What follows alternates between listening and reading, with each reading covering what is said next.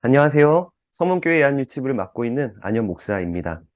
지난 시간 우리가 사도신경의 제1항목인 이 세상을 창조하시고 다스리시는 하나님 아버지에 대해서 배웠다면 오늘부터는 성자 예수님에 대한 내용으로 함께 이제 들어가 보도록 하겠습니다. 바로 예수님에 대한 우리의 믿음의 고백이 무엇이죠?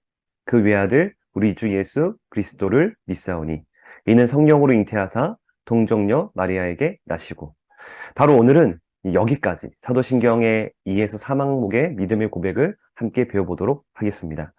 내용이 좀 긴 관계로 영상을 2개로 나눠서 준비했다는 점 양해를 부탁드립니다. 이번 주 사도신경 유치부 설교도 이 내용을 다루니까요. 선생님들과 학부모님들도 잘 들으셔서 아이들과 풍성한 나눔이 있으시길 소원합니다. 먼저 첫 번째, 나는 예수님이 독생자요 우리 주 예수 그리스도이심을 믿습니다 라는 이 2번째 항목을 살펴보겠습니다. 여러분, 이 사도신경에 삼위 하나님 중 가장 많이 등장하는 내용이 뭘까요? 한번 3초 드릴게요. 3, 2, 1, 땡. 예, 바로 정답은 2번입니다. 예수님에 관한 내용이 가장 많이 등장하죠. 그렇다면 왜 사도신경에 예수님이 많이 등장할까요? 바로 우리는 예수님을 믿음으로 구원을 받기 때문입니다. 우리가 어떻게 구원받았죠? 예수님이 누구신지를 알고 그분이 행하신 일들을 믿기에 우린 구원을 받고 하나님의 자녀가 되었습니다. 성부 하나님이 이 모든 구원의 플랜을 세우셨다면 그 플랜을 이루시고 완성하신 분이 예수님이기 때문이죠. 그래서 우린 예수님에 관하여 가장 많은 믿음의 내용을 가지게 된 것입니다. 두 번째는 다른 종교와 달리 기독교는 예수님만이 유일한 구원의 길이기 때문입니다. 그리고 세 번째, 예수님을 제대로 알고 믿느냐에 따라 진리냐 이단이냐를 분별하고 판단할 수 있기 때문입니다. 초대교회로부터 오늘날에 이르기까지 항상 예수님이 누구신지에 대한 문제로 이단이 등장했습니다.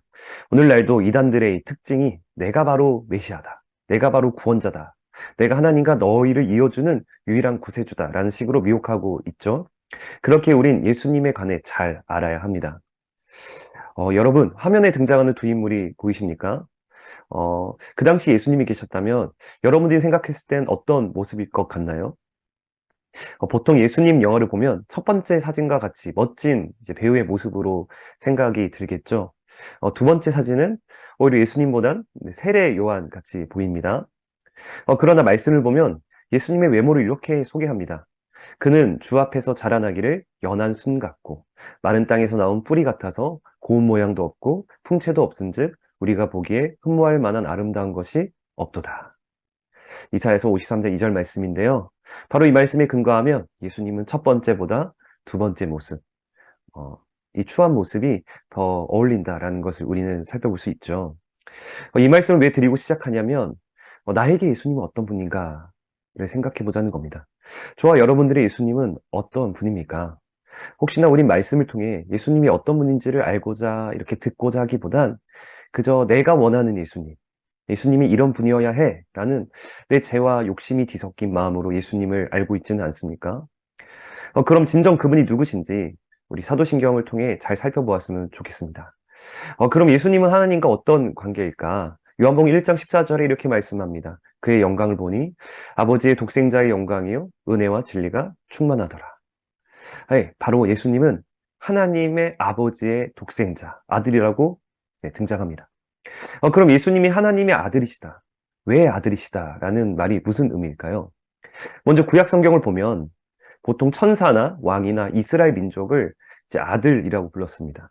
출애굽기 4장 22절에도 너는 바로에게 이르기를 여호와의 말씀에 이스라엘은 내 아들, 내 장자다라고 말씀을 하죠. 그런데 예수님은 다릅니다. 예수님은 하나님의 유일한 아들입니다. 여기서 외아들이라는 말 역시 하나밖에 없는 아들이라는 표현도 맞지만 더 맞는 표현은 예수님은 독특한 아들이다. 유일한 아들이라는 겁니다. 바로 예수님은 우리와 달리 하나님이시기 때문이죠. 그래서 요한복음 10장 30절에도 말씀하시죠.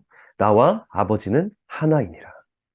저희들이 하나님의 자녀라고 나 아버지는 하나다라고 결코 말할 수는 없잖아요.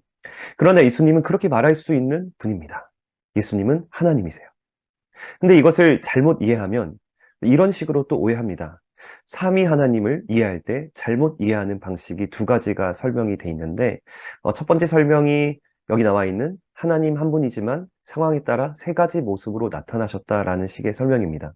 예를 들어 어떤 한 사람이 가정에서는 가장으로, 직장에서는 직장인으로, 교회에서는 뭐 집사님이나 장로님 같은 직분자로 각각의 역할을 수행하는 것처럼 한 분 하나님이 구약 시대에는 성부의 모습으로, 신약 시대에는 성자의 모습으로, 오순절 이후에는 이제 성령의 모습으로 나타나셨다라는 이 설명인데, 네, 잘못된 거죠. 또 비슷한 예가 물이 온도에 따라 얼음이 되었다가 또 물이 되었다가 수증기로 이제 존재하는 현상을 비유해서 삼위일체를 설명하는 방식이 있는데요. 이런 식의 설명은 다 잘못된 겁니다. 이것을 이제 양태론이라고 합니다. 이것이 왜 잘못됐냐면 삼위 하나님이 각각 성부, 성자, 성령이라는 독립된 위격으로 계시다는 사실을 부정하기 때문이에요. 즉 성부 하나님이 우리를 구원하기에 성자 하나님을 보내셨죠. 또 성자 하나님은 성부 하나님의 뜻에 순종하여 십자가를 지셨습니다. 이건 복음의 핵심이에요. 근데 이것을 부인하는 이론이 이 양태론이기 때문입니다. 또 두 번째 참고로 아실 것은 또 삼신론에 대한 말입니다. 하나님을 세 분으로 생각하는 거죠. 그리스 로마 신들의 여러 신들처럼 하나님을 세 분의 신으로 인식하는 건 역시 유일하신 하나님, 한 분이신 하나님을 오해하는 잘못된 설명입니다. 즉 우리는 성부, 성자, 성령 세 분은 다른 위격이지만 하나님으로서는 한 분이시며 동격이며 동등하다라는 성경의 내용을 근거로 한 웨스트민스터 기독교 신앙교리를 따라 하나님을 믿어야 합니다. 즉 예수님이 하나님의 아들이라는 건 예수님 자신이 하나님이다. 오직 예수님만 하나님의 독특한 아들, 유일한 아들이다라는 걸 믿는 것입니다. 다른 길은 없어요. 다른 메시아는 없습니다. 네, 그렇다면 예수 그리스도란 어떤 뜻일까요? 마태복음 1장 21절에 이렇게 나오죠. 아들을 낳으리니 이름을 예수라 하라. 이는 그가 자기 백성을 그들의 죄에서 구원할 자이심이라. 예, 바로 예수라는 뜻은 구원자라는 뜻입니다. 요한복음 1장 41절에 또 이렇게 말씀합니다. 그가 먼저 자기의 형제 시몬을 찾아 말하되 우리가 메시아를 만났다 하고, 예, 바로 이제 그리스도라는 말은 이 메시아라고 또한 부를 수 있습니다. 이 그리스도라는 이 뜻은 기름 부음 받은 자라는 뜻이죠. 그럼 먼저 예수님이 구원자라는 의미가 뭘까요? 바로 예수님은 하나님이 구약 성경을 통해 계속해서 보내주시겠다고 약속하신 구원자라는 겁니다. 하나님이 우리를 구원하려고 막 했는데 해도 안 돼서 결국엔 안 되겠다 해서 예수님을 보내주신 게 아니라는 겁니다.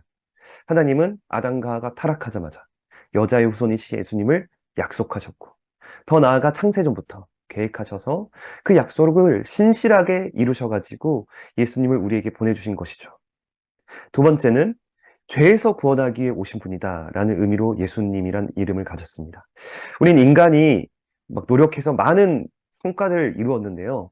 결코 인간이 노력해도 이룰 수 없고 해결할 수 없는 문제가 바로 이 죄의 문제입니다. 이 죄의 문제를 해결하기에 예수님이 오셨다라는 거죠. 그럼 예수님이 그리스도라는 의미는 뭡니까? 먼저 그리스도라는 말은 헬라어에서 나왔다고 볼 수 있습니다. 메시아라는 말, 네, 아까도 나왔지만 많이 들어보셨죠? 이것을 이제 그리스도를 히브리어로 하면 메시아입니다. 기독교라는 말도 많이 들어보셨죠? 네, 그리스도를 중국어로 번역하면 기독이고요. 이것이 오늘날 쓰는 기독교라는 용어로 정리된 것으로 보입니다. 바로 그리스도라는 말은 기름 부음 받은 자인데 직책, 직분으로 보시면 됩니다. 거북선을 만든 이순신 장군, 네, 이순신의 직책은 장군이죠. 네, 즉 그리스도도 예수님의 직분인 거예요. 이건 구약에 등장하는 직분과 연결해서 예수님이 누구신지를 보여주고 있다라고 할 수 있습니다. 바로 구약에서 기름 부음 받은 직분이 대표적으로 세 가지가 등장합니다. 예, 뭐죠? 왕, 제사장, 선지자입니다. 왕은 무슨 역할을 했냐면 하나님을 대신해 백성을 다스렸습니다. 제사장은 백성을 대표해 찬양과 제사를 드렸고요. 선지자는 하나님의 말씀을 전했습니다. 바로 이 구약에 등장하는 세 가지 직분은 다 누구를 가리켰냐면 예수님을 가리켰다라는 거예요. 즉 왕, 제사장, 선지자 모든 직분을 성취하신 분이 예수님입니다. 바로 예수님은 우리의 왕이세요. 제사장이시고요. 선지자이십니다. 즉 예수님은 우리를 대표하여 악한 세력과 싸워 승리하고 교회와 우주를 다스리시는 왕이십니다. 또한 우리를 대신하여 자신을 제물로 하는 제사를 하나님께 드려주신 제사장이십니다. 마지막으로 우리에게 하나님을 계시하시고 구원의 복음인 그분의 말씀을 전하신 선지자라는 것을 우리는 믿는 것이죠. 그리고 우린 예수님을 그리스도로 믿는 결과 어떻게 되었습니까? 바로 그분이 친히 우리의 왕이 되셔서 죄의 지배로부터 벗어나게 하셨습니다. 또한 친히 제물이 되어 제사 드리심으로 죄의 형벌로부터 벗어나게 하셨습니다. 또 마지막으로 그분이 선지자 되셔서 우리를 죄의 무지에서 벗어나도록 하셨어요. 그렇다면 예수 그리스도는 현재 우리의 어떤 관계를 맺고 계시죠? 우린 그분을 누구라고 부릅니까? 예, 우리는 그분을 우리의 주님으로 부릅니다. 그분은 우리의 주님이세요. 예수님 당시 로마 시대에는 이 주라는 말을 존경의 의미, 정중한 표현으로 불렀습니다. 성경에도 나와 있죠. 또한 그 당시 배경에 신들에 대한 일반적인 명칭, 또 황제를 신격하게 사용한 명칭으로 이 주라는 말, 키리오스라는 말을 썼습니다. 그러나 예수님은 달라요. 예수님이 주님이라는 호칭은요, 구약시대에 하나님을 주님이라고 불렀던 그 호칭에서 나온 겁니다. 바로 구약시대에 하나님이 주님이시다라는 호칭이 뭡니까? 여호와 하나님입니다. 스스로 계신 자라는 뜻이죠. 바로 그 당시 많은 이방신들 가운데 구별되는 이름, 창조주 하나님에 대한 호칭이 바로 여호와였습니다. 근데 이 여호와라는 하나님만에만 붙여지는 호칭이 예수님에게 붙여졌다라는 겁니다. 그래서 도마가 부활하신 주님을 만날 때 나의 주님이시오, 나의 하나님. 여기서 나의 주가 아도나이인데 이것이 여호와라는 호칭의 대용어입니다. 그 당시 유대인들이 여호와를 함부로 부를 수 없었죠. 그래서 아도나이라는 이 주라는 말을 대용어로 썼는데 그 호칭을 예수님께 붙여서 도마가 고백한 것입니다. 그리고 초대교회 역시 예수님을 주님으로 믿었고요. 또한 우리 역시 예수님은 만물의 통치자로서 주 예수 그리스도라고 부릅니다. 바로 만물의 통치자이신 예수님이 우리의 주님이시죠. 그러므로 우리는 예수님을 주님으로 부를 뿐 아니라 그분의 다스림에 순종하며 살아갑니다. 교회의 머리 대신 예수님의 말씀에 순종함으로 하나님 나라의 복을 누리며 살아가죠. 그래서 우린 교회를 통해 주신 말씀, 예배를 통해 주신 말씀을 주님의 말씀으로 믿고 따르는 것이고요. 이것이 진정 예수님을 나의 주님으로 믿고 고백한다라고 할 수 있습니다. 자, 여기까지 이제 사도신경 2항목인 그 외아들 우리 주 예수 그리스도를 믿사오니에 대한 내용이었습니다. 지금까지 시청해주신 모든 선생님들과 학부모님들께 감사드립니다. 수고 많으셨습니다.